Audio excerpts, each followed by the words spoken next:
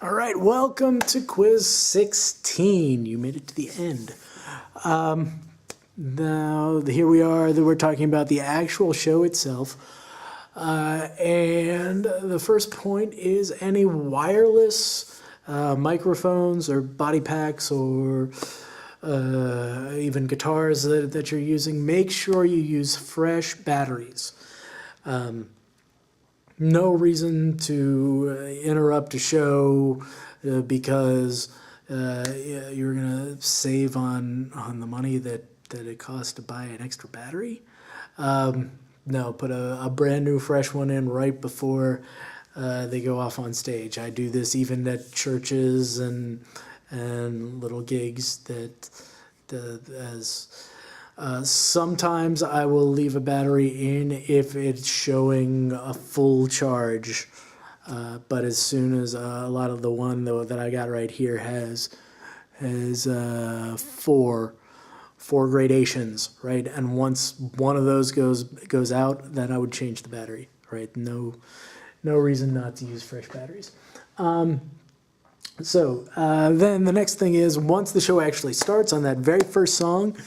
What we talked about in the last quiz, the sound check, it's going to be very different from the sound check. You've got the people in here, and so you're going to have to remix, you're going to do your tweaks, and what you need to focus on first is the lead vocal. Get the lead vocal nailed, have that perfect, then I would kind of go down the order of importance. Any lead instruments, do that, then the supporting instruments, and then maybe the rhythmic instruments.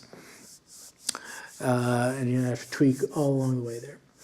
So once you've done that, once you've got yourself settled, the next thing that you should do is walk around the audience. Same thing as we were saying in sound check. Now, even during the show, you want to go, if you can kind of safely make it up to the balcony, check it there. Go to the left side, go to the right side. Just get a general zone, especially if you heard some problem areas in sound check.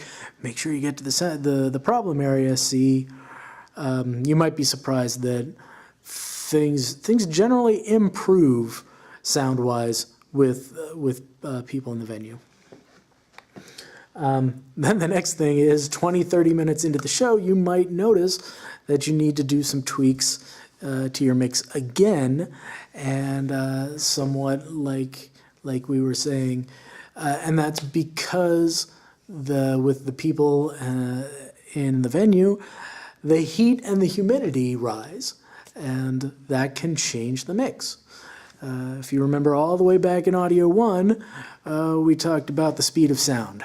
And I always have fun talking about, well, the speed of sound is 1130 feet per second, but it's dependent on heat and humidity and how high you are above sea level and the barometric pressure and all of those things. But that's actually changing. And so we may get a little brighter, a little darker, however things would change. So you're gonna have to keep tweaking throughout, not because anything with the band really changed, but the environment is changing. And speaking of that, the last thing seems rather poetic way to end. It's that it is true that every show you mix is going to be its own unique soundscape. You can have all the presets that you want, but it's never going to be exactly the same twice.